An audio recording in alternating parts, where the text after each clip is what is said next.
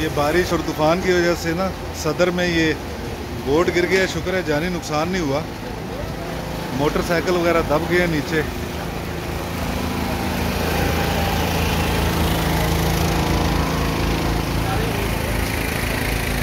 یہ mobile plaza کے باہر